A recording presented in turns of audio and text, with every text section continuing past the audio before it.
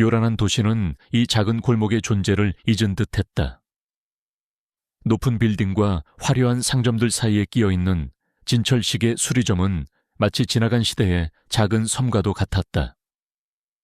넌사인 간판 하나 없이 비바람에 빛이 바랜 손으로 깎아 만든 작은 나무 간판만이 이곳의 주인을 알리고 있었다. 가게 안은 또 다른 세상이었다. 공기 중에는 은은한 기계, 기름 냄새와 묵직한 나무 냄새가 섞여 있었다. 벽에 걸린 수십 개의 시계들은 제각기 다른 모양과 사연을 품은 채 시간을 연주하는 부드러운 교향곡을 만들어내고 있었다. 그들의 째깍거림은 한결같지 않았다.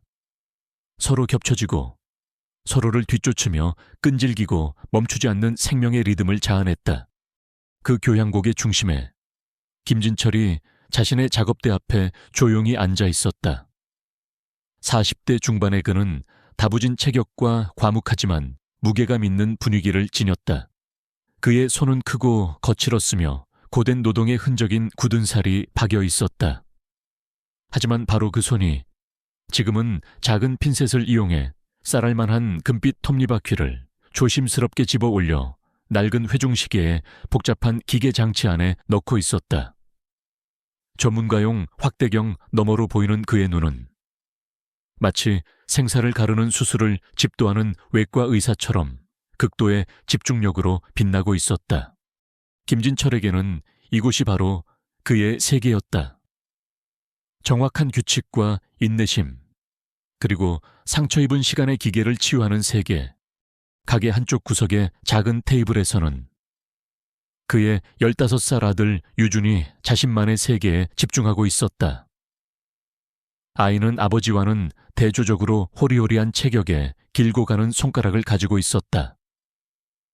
기계를 고치는 대신 그는 스케치북 위에 연필로 부드러운 선들을 그려나가고 있었다. 아버지와 아들은 각자의 일에 몰두하며 편안한 침묵과 깊은 집중력을 공유했다. 유준이 한숨을 내쉬며 연필을 책상 위로 던졌다. 낡은 골목의 원근감을 표현하는 그림이 뜻대로 되지 않는 모양이었다. 진철은 시계에서 눈을 떼지 않았음에도 그 한숨 소리를 들은 듯했다. 그는 조용히 핀셋을 내려놓고 확대경을 벗은 뒤 가죽 앞침에 손을 닦았다. 뭐가 잘 안 돼. 그의 목소리는 낮고 무뚝뚝했지만 책망의 기색은 전혀 없었다. 원근감이 이상해요. 아무리 그려도 어색해요. 아빠. 진철은 아들의 등 뒤로 다가갔다. 그는 아무 말 없이 잠시 그림을 들여다보더니 조용히 한 지점을 가리켰다. 모든 그림에는 중심이 있어야 해. 네가 사람들에게 보여주고 싶은 가장 중요한 것. 그것부터 정하면 나머지는 자연스럽게 따라오게 되어 있어. 지금 네 그림은 모든 걸 다 보여주려고 하니까 길을 잃은 거야. 시계 수리공의 조언이라고 하기에는 예술에 대한 의외의 깊이가 담겨 있었다. 유주는 아버지를 올려다보았다. 그의 눈이 반짝였다. 아이는 다시 연필을 집어들었다. 바로 그때 가게 문에 달린 작은 종이 딸랑 하고 울렸다. 7살쯤 되어 보이는 남자아이가 울먹이며 가게 안으로 뛰어들어왔고 그 뒤를 미안한 표정의 어머니가 따랐다. 아이는 한쪽 줄이 끊어진 싸구려 플라스틱 로봇 시계를 내밀었다. 아저씨, 이거 고칠 수 있어요. 또봇 시계인데. 아이의 어머니가 황급히 고개를 숙였다. 죄송합니다, 사장님. 애가 하도 울어서. 바쁘시면 그냥 가겠습니다. 진철은 손님이 한 달을 기다린 귀한 괴종시계를 조립하던 중이었다. 그는 낡은 괴종시계와 울먹이는 아이, 그리고 책상 위에 정교한 톱니바퀴들을 차례로 쳐다보았다. 그는 나지막이 한숨을 쉬었지만 그것은 짜증 섞인 한숨이 아니었다.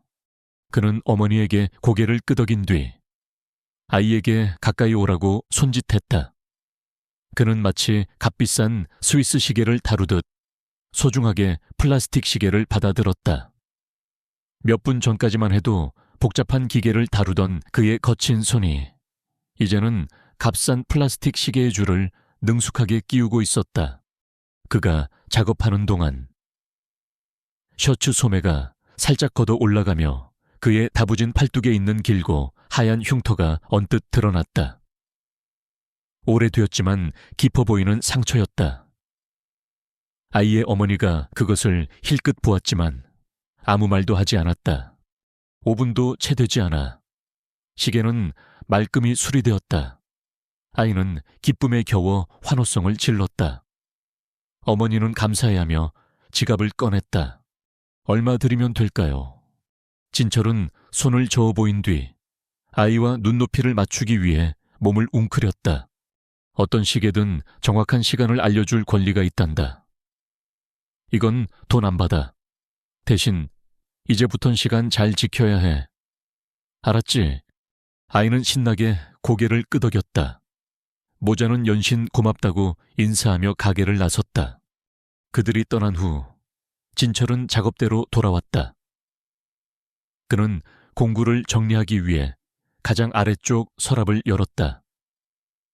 서랍 안은 각 핀셋과 드라이버가 제자리를 차지한 채 완벽하게 정돈되어 있었다.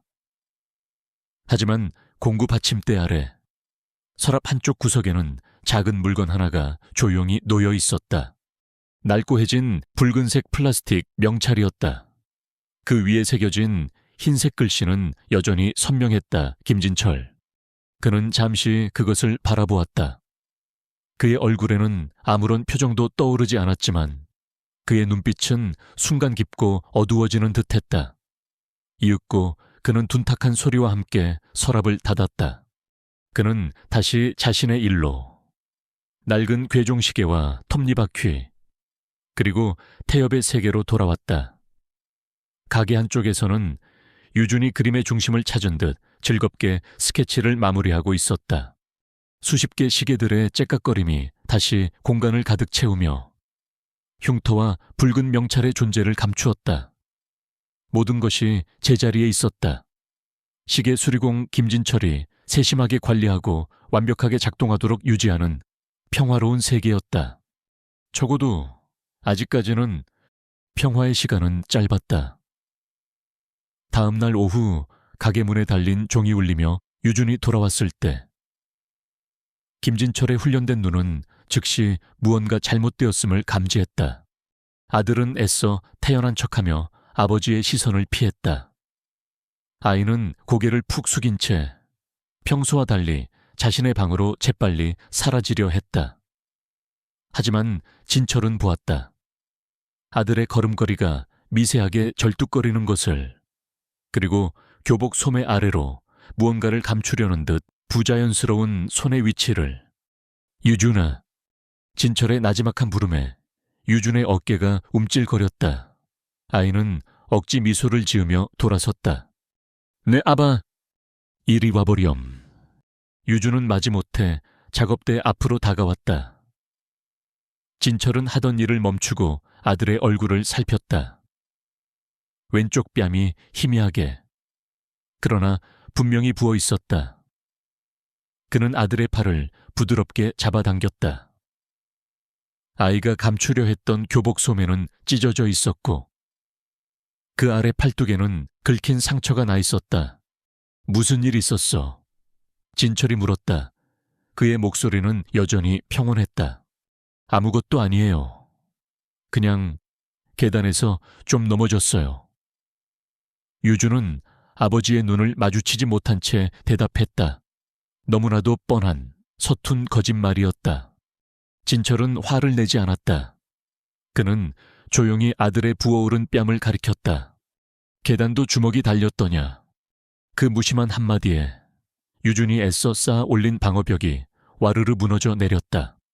아이의 눈에 그렁그렁 눈물이 맺히더니 이내 굵은 눈물 방울이 되어 뚝뚝 떨어졌다. 소리 없는 울음은 곧 억눌렀던 서러움이 터져나오는 흐느낌으로 변했다. 진철은 아들을 가게 안쪽의 작은 소파로 데려가 앉혔다. 그리고 아들의 이야기가 시작되었다. 그것은 단순히 한 번의 사건이 아니었다. 지난 몇 달간 계속된 지옥이었다. 주동자는 같은 반의 마강민이라는 아이였다. 그는 유준이 축구 같은 운동 대신 그림 그리기를 좋아한다는 이유로 계집애 같다고 놀려댔다. 점심값을 빼앗는 것은 일상이었고 반 아이들 앞에서 일부러 망신을 주기도 했다. 그리고 오늘 그 괴롭힘은 극에 달했다. 마강민과 그의 무리들은 하교하는 유준을 학교 뒤편의 공터로 끌고 갔다.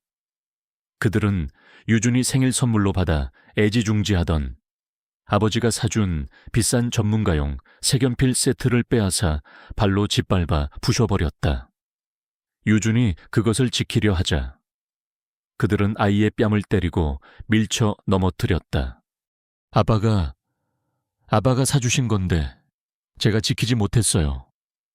유준은 찢어진 교복 소매 자락으로 눈물을 닦으며 죄인처럼 고개를 숙였다.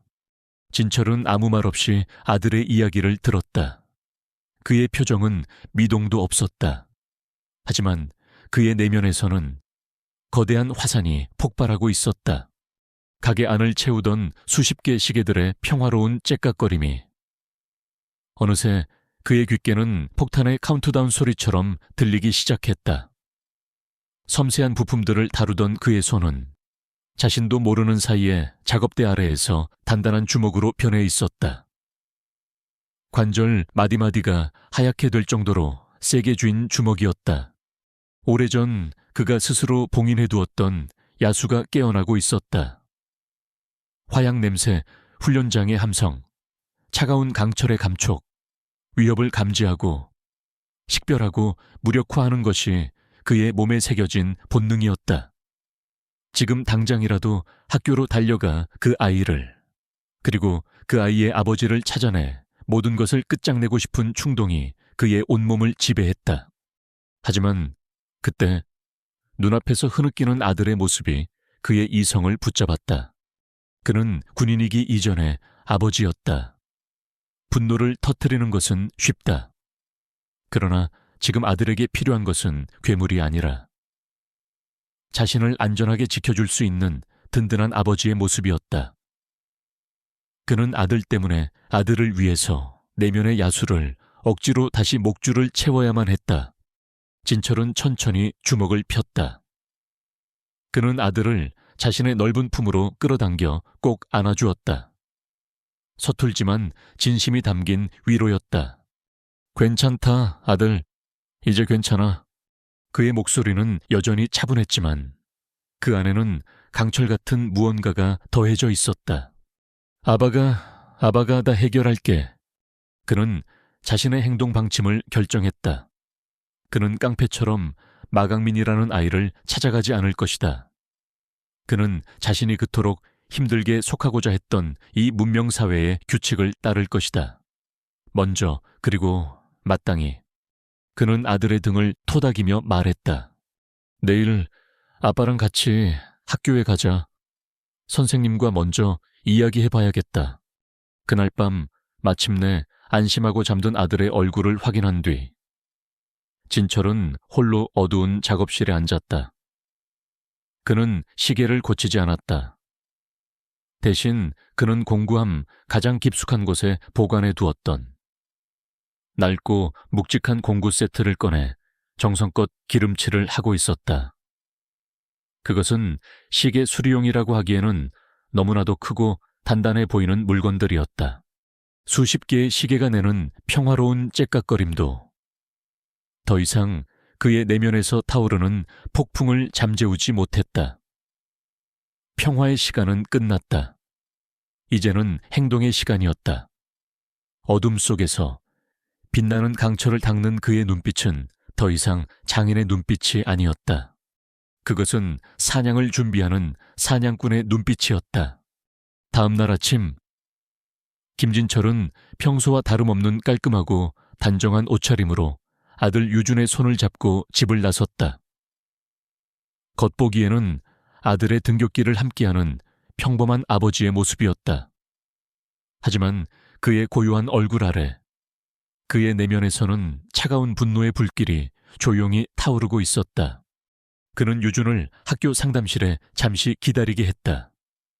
아이를 직접적인 대면의 순간으로부터 보호하고 싶었기 때문이다. 그리고 그는 홀로 아들의 담임인 이 선생의 교무실로 향했다. 이 선생은 30대 중반에 피로와 무기력에 절어 보이는 남자였다. 그는 진철을 보자 의례적인 미소를 지으며 믹스커피를 타주었다. 아이고, 유준이 아버님 어쩐 일로 오셨습니까? 진철은 인사를 받는 둥마는 둥 본론으로 들어갔다. 그는 감정을 배제한 채 기계 부품을 설명하다 담담하게 상황을 설명했다. 지난 몇 달간의 금품 갈취, 언어폭력, 그리고 어제 있었던 폭행과 망가진 미술 도구까지. 그는 증거물로 가루가 된 색연필이 담긴 비닐봉지를 책상 위에 올려놓았다. 이 선생의 얼굴이 난처함으로 일그러졌다. 그는 안경을 고쳤으며 교과서에나 나올 법한 판에 박힌 대답을 내놓았다. 아이고, 이런 일이 있었군요. 정말 안타깝습니다. 요즘 아이들이 워낙 거칠어서요. 제가 마강민 학생 불러서 단단히 주의를 주겠습니다. 다시는 이런 일 없도록 하겠습니다. 주의를 주는 걸로 끝날 문제가 아닌 것 같습니다만. 진철의 낮은 목소리에 이 선생은 움찔했다. 이것은 아이들 장난이 아니라 명백한 폭행입니다. 학교폭력위원회를 열어 정식으로 처리해 주시길 바랍니다. 학교폭력위원회라는 단어가 나오자 이 선생의 얼굴에서 그나마 있던 예의 바른 가면마저 벗겨져 나갔다. 그는 당황하며 말을 더듬기 시작했다. 아버님, 그렇게까지 하실 필요는 혹시 우리 유준이가 먼저 원인을 제공한 것은 아닐까요? 아이들 싸움이라는 게 보통 쌍방과실인 경우가 많아서요. 진철의 눈빛이 차갑게 변했다. 그는 몸을 앞으로 기울였다. 그의 육중한 몸에서 뿜어져 나오는 위압감에 이 선생은 저도 모르게 의자 등받이에 몸을 붙였다. 선생님. 그의 목소리는 여전히 낮았지만 그 안에는 서리빨 같은 날카로움이 담겨 있었다. 저는 지금 제 아들의 찢어진 옷과 멍든 얼굴을 보고 이 자리에 왔습니다. 그리고 제 아들은 지난 몇 달간 용돈을 빼앗겨 왔습니다. 도대체 제 아들이 무슨 원인을 더 제공해야 합니까? 압박감을 이기지 못한 이 선생의 입에서 마침내 그가 그토록 숨기려 했던 진실이 터져 나왔다. 그는 주변을 다급하게 살피며 겁에 질린 목소리로 속삭였다. 아버님, 제발 조용히 좀. 혹시 강민이 아버님이 누구신지 아십니까? 시끄나. 이 지역 흑호파 두목인 마동팔 씨입니다. 저희가 어떻게 함부로 나섭니까? 괜히 긁어부스럼 만들었다가 저희나 혹은 유준이에게 무슨 일이 생기면 어떡합니까? 공포, 그것이 이 선생의 비겁함을 떠받치고 있는 기둥이었다. 진철은 이제 모든 것을 이해했다. 학교라는 시스템은 더 큰 폭력 앞에서 이미 기능을 상실한 상태였다. 그는 더 이상 아무 말도 하지 않고 자리에서 일어났다. 이 선생과의 대화는 무의미했다. 그날 오후 진철의 가게에 전화벨이 울렸다. 낯선 번호였다. 여보세요? 거기 김진철 씨, 시계방 맞지? 수화기 너머로 거만하고 기름진 목소리가 들려왔다. 진철이 대답하기도 전에 남자는 말을 이었다. 나 마강민이 아빠인데 당신이 오늘 우리 아들 학교에 찾아가서 선생님한테 깽판을 쳤다며. 그 시각 흑호파의 사무실. 마동팔은 호화로운 가죽 소파에 몸을 파묻은 채 스피커폰으로 통화를 하고 있었다. 그의 주변에는 머리를 짧게 깎은 덩치 큰 부하들이 도열해 있었다. 그는 자신의 위세를 과시라도 하듯 경멸적인 웃음을 흘리며 말을 이었다. 어이, 시계쟁이 양반, 잘 들어. 애들 일은 애들끼리 해결하게 냅두는 거야. 괜히 어른이 끼어들어서 긁어 부스럼 만들지 말고. 다치기 싫으면 말이야. 내 말 무슨 뜻인지 알지? 앞으로 몸 조심하라고. 아에, 와에, 대답이 없어 쫄았냐 허허. 앞으로 내 아들 몸에 송긋 하나라도 대기만 해. 그땐 당신 시계방이 아니라 당신 손목을 분해해 줄 테니까. 알았어. 띠덕. 전화가 일방적으로 끊겼다. 진철은 천천히 수화기를 내려놓았다. 가게 안은 고요했다. 오직 시계들의 째깍거리는 소리만이 그의 귀를 채웠다. 그는 유리 진열장에 비친 자신의 얼굴을 물끄러미 바라보았다. 중년의 시계 수리공. 하지만 그 얼굴 위로 가슴에 붉은 명찰을 단 점고 냉혹한 청년의 모습이 겹쳐졌다. 이성과 규칙의 길은 이제 닫혔다. 그가 그토록 외면하려 했던 낡고 오래된 길, 또 다른 길이 열리고 있었다. 그는 작업대 아래 서랍을 열어 낡은 수첩을 꺼냈다. 그리고 수년 동안 한 번도 누르지 않았던 번호를 눌렀다. 여보세요. 민수야, 나다, 진철이. 수화기 너머의 목소리가 놀라움에 잠시 멎었다가 이내 반갑게 답했다. 진철이 이게 얼마만이냐, 잘 지냈냐. 진철은 창밖의 회색 도시를 바라보며 나지막이 말했다. 부탁할 게 있다. 마동팔의 협박 전화가 끊긴 후 시계방의 공기는 눈에 띄게 달라졌다. 그 다음 날부터 가게 앞 골목에는 정체를 알 수 없는 험상궂은 사내들이 어슬렁거리기 시작했다. 그들은 아무것도 하지 않았다. 그저 담배를 피우고 침을 뱉고 가게 안을 뚫어져라 쳐다볼 뿐이었다. 그들의 침묵은 그 어떤 고함보다 더 위협적이었다. 이웃들은 진철의 가게를 슬슬 피하기 시작했고 평화롭던 골목에는 보이지 않는 벽이 세워졌다. 폭력의 그림자는 유준에게 가장 먼저 덮쳤다. 아침에 아이는 배가 아프다며 이불 밖으로 나오지 못했다. 식은땀을 흘리는 아이의 이마는 차가웠다. 국궤병이 아니었다. 그것은 극심한 공포가 만들어낸 진짜 통증이었다. 아들이 학교 가는 것을 두려워하게 되었다는 사실이 진철의 심장을 갈갈이 찢어 놓았다. 그는 더 이상 아들을 학교에 보내지 않았다. 하지만 이것은 해결책이 아니라 후퇴일 뿐이라는 것을 그는 잘 알고 있었다. 성벽 안으로 숨는다고 해서 성벽을 두드리는 적이 사라지는 것은 아니었다. 그날 밤 진철은 가게 문을 일찍 닫고 수년 만에 처음으로 옛 전우 박민수에게 연락해 포장마차에서 만났다. 이제는 강력계에서 잔뼈가 굵은 베테랑 형사가 된 민수는 세월의 흔적이 역력한 얼굴로 소주잔을 기울였다. 그래서 마동팔이라고 진철의 이야기를 다 들은 민수의 표정이 심각하게 굳어졌다. 그는 휴대폰을 꺼내 무언가를 검색하더니 화면을 진철에게 보여주었다. 화면에는 마동팔의 얼굴 사진과 함께 폭행, 갈취, 협박 등 화려한 전과 기록이 나열되어 있었다. 진철아, 잘 들어. 이놈 그냥 동네 양아치 수준이 아니야. 최근 몇 년 사이에 이 구역 상권 야금야금 먹으면서 엄청나게 세를 불렸어. 돈도 많고 교활해서 법망도 용케 잘 빠져나가지. 뒤에 누가 봐주는 정치인이라도 있는 거 아니냐는 소문까지 있어. 민수는 소주 한 잔을 단숨에 털어놓고는 진심으로 걱정스러운 눈빛으로 진철을 바라봤다. 제발 부탁이다. 옛날 생각하고 네가 직접 나서지 마. 내가 알아서 할게. 법의 테두리 안에서 저놈들 엮어 넣을 방법을 찾아볼 테니 시간은 좀 걸리겠지만 시간이 얼마나 걸리는데. 진철이 그의 말을 잘랐다. 한 달 1년 내 아들은 지금 매일 아침 배가 아프다고 울고 있어. 학교에 가지 못하고 있다고. 법이 내 아들의 시간까지 지켜주진 않아. 민수야. 민수는 할 말을 잃었다. 형사로서의 그와 친구로서의 그는 서로 다른 말을 하고 싶었지만 결국 아무 말도 할 수 없었다. 진철은 결심을 굳혔다.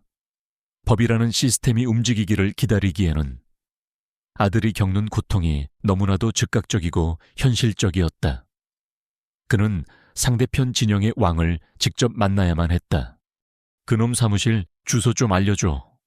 뭐야, 김진철. 너 지금 제정신이야. 거긴 깡패 소굴이야.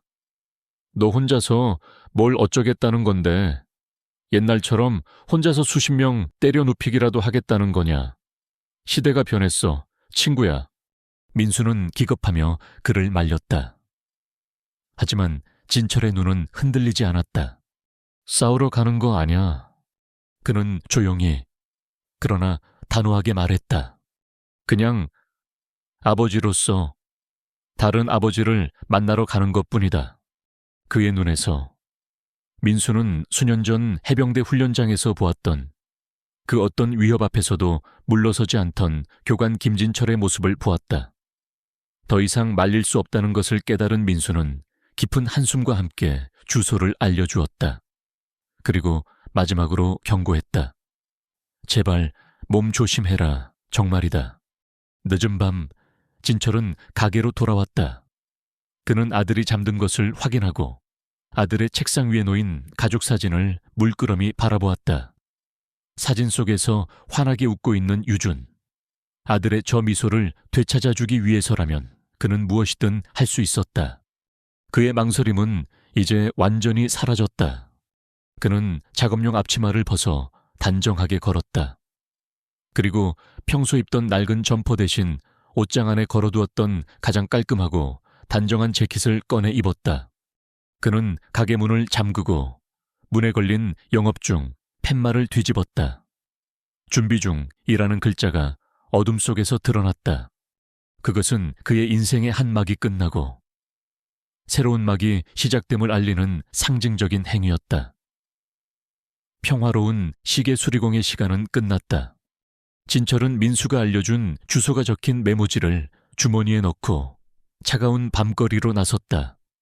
그의 발걸음은 망설임 없이 단 한 곳을 향하고 있었다.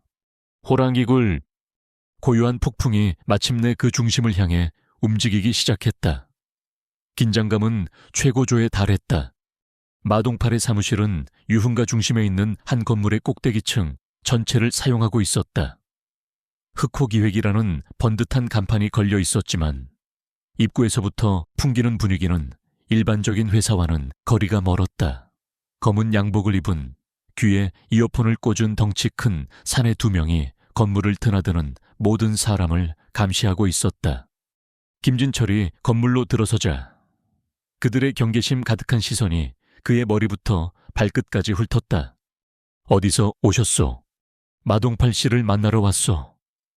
진철의 차분한 대답에 사내들은 서로를 한번 쳐다보더니 비웃음 섞인 표정으로 길을 터주었다. 늙은 시계 수리공이 겁도 없이 자신들의 보스를 찾아왔다는 사실이 우스꽝스럽다는 듯했다. 엘리베이터를 타고 꼭대기층에 내리자 화려하지만 악취미로 가득한 공간이 그를 맞았다. 바닥에는 거대한 호랑이 가죽 무늬 카펫이 깔려 있었고 벽에는 금색용 조각상이 번쩍였다. 사무실 곳곳에서는 담배 연기가 자욱했고 문신을 드러낸 건달 5-6명이 포커를 치거나 소파에 누워 낄낄거리고 있었다. 진철의 등장에 그들의 모든 시선이 그에게로 향했다. 저기와 경멸, 그리고 무료함을 달래줄 새로운 구경거리를 찾았다는 호기심이 뒤섞인 눈빛들이었다. 사무실 가장 안쪽. 거대한 마호간이 책상 뒤에 마동팔이 앉아 있었다. 그는 2 다리를 책상 위에 아무렇게나 올려놓은 채 진철을 오만한 표정으로 훑어보았다. 어쭈, 진짜 왔네. 깡다구가 있는 영감님이신가. 그가 낄낄거리며 말하자 주변의 부하들도 따라 웃었다. 여기가 어딘 줄 알고 기어들어와 이 양반. 시계만 고치다 보니까 세상 무서운 줄 모르나 봐. 진철은 그들의 조롱에도 미동도 하지 않았다. 그는 깊게 뿌리 내린 늙은 나무처럼 그 자리에 묵묵히 서 있었다. 그의 침묵과 흔들림 없는 눈빛은 오히려 상대를 불안하게 만드는 기묘한 힘이 있었다. 마동팔은 진철의 그런 태도가 마음에 들지 않았다. 그는 책상 위에서 발을 내리고 몸을 앞으로 기울였다. 그래서 어쩌라고 여기까지 와서 무릎이라도 꿇고 내 놈 아들놈 살려달라고 빌기라도 할 건가? 진철은 마침내 입을 열었다. 그의 목소리는 낮고 조용했지만 소란스러운 사무실의 공기를 가르고 상대의 귀에 정확히 박혔다.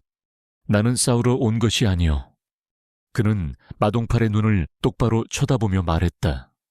아버지로서 당신과 이야기하러 왔소. 아버지하 마동팔은 어이가 없다는 듯이 웃음을 터뜨렸다.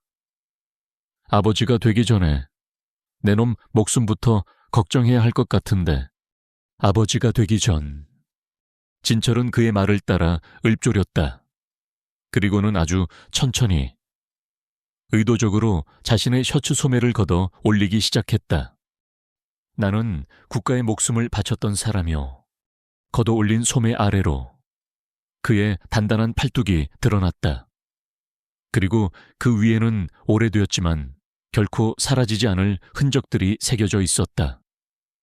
등골을 따라 길게 이어진 하얗고 섬뜩한 흉터, 그리고 그 흉터 바로 아래 희미하지만 그 형태를 똑똑히 알아볼 수 있는 박쥐와 번개, 그리고 앵카가 어우러진 대한민국 해병대 수색대의 문신이 있었다. 대한민국 해병대 1수색대대 소속이었지. 진철은 그저 사실을 말했을 뿐이었다. 그의 목소리에는 자부심도 허세도 담겨있지 않았다. 하지만 그 순간 사무실의 모든 공기가 얼어붙었다. 마동팔의 얼굴에서 오만한 미소가 사라졌다. 그의 눈은 진철의 팔뚝에 새겨진 문신과 흉터에 마치 자석처럼 고정되어 있었다. 시끄럽게 떠들던 부하들은 자신들의 보스가 보이는 기묘한 반응에 어리둥절한 표정으로 진철의 팔과 보스의 얼굴을 번갈아 쳐다보았다. 설명할 수 없는 정적이 흘렀다. 마동팔의 얼굴에서 오만함이 씻겨 내려간 자리에 믿을 수 없다는 경악과 함께 아주 오래된 기억 속에서나 존재했던 원초적인 공포의 그림자가 서서히 드리워지고 있었다. 시간이 멈춘 듯했다. 소란스럽던 사무실은 물을 끼얹은 듯 조용해졌다. 밖에서 들려오는 희미한 도시의 소음만이 그 정적을 어색하게 채우고 있었다. 담배를 태우던 건달들은 입에 문 담배를 떨어뜨리는 것도 잊은 채 얼어붙은 보스와 정체모를 시계공을 번갈아 쳐다보았다.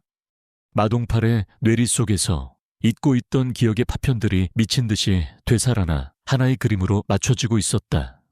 20여 년 전 포항의 갯벌. 살을 내는 바닷바람과 지옥 같은 훈련. 갓 20살을 넘긴 그에게 해병대 훈련소는 생지옥 그 자체였다. 그리고 그 지옥의 중심에는 포항의 붉은 악마라 불리던 한 교관이 있었다. 그 교관은 인간이 아니었다. 100혁이 넘는 군장을 메고 신병들보다 앞서 달렸고 쏟아지는 폭우 속에서도 한치의 오차 없이 관역을 마쳤다. 그의 눈빛은 맹수보다 차가웠고 그의 목소리는 천둥보다 무서웠다. 신병들은 그의 본명도 제대로 알지 못했다. 그저 854기 김교관 혹은 그들끼리는 귀신 잡는 귀신이라 불렀다. 그리고 마동팔은 기억해냈다. 어느 날 훈련 중 사고로 철조망에 팔이 찢어졌던 한 동기. 그때 피를 철철 흘리는 동기를 한쪽 어깨에 둘러매고 의무대까지 수 킬로미터를 뛰었던 교관. 바로 그 교관의 팔뚝에도 길고 흉측한 흉터가 있었다. 눈앞에 시계공, 평범해 보이는 그 얼굴 위로 20년 전 자신을 공포에 떨게 했던 전설 속 교관의 얼굴이 겹쳐졌다. 오만함으로 가득 찼던 마동팔의 얼굴이 경악으로, 그리고 이내 새하얗게 질려갔다. 해오. 그의 입에서 바람 빠지는 소리가 났다. 그는 자기도 모르게 의자를 박차고 일어섰다. 육중한 의자가 뒤로 넘어지며 쿵 하는 소리를 냈지만 아무도 신경 쓰지 못했다. 그리고 다음 순간 흑호파의 모든 조직원들이 평생 잊지 못할 광경이 펼쳐졌다. 그들의 무소불위의 보스 마동팔이 딱 두 발꿈치를 칼같이 부딪히며 차려 자세를 취했다. 그리고는 머리가 자신의 무릎에 닿을 듯한 완벽한 90도 각도로 허리를 숙였다. 그의 입에서 공포와 경외심이 뒤섞인 20년 만에 처음으로 내뱉는 군대식 경례가 터져 나왔다. 필승 9817기 마동팔 854기 김진철 선배님께 인사드립니다. 목소리는 처절할 정도로 떨리고 있었다.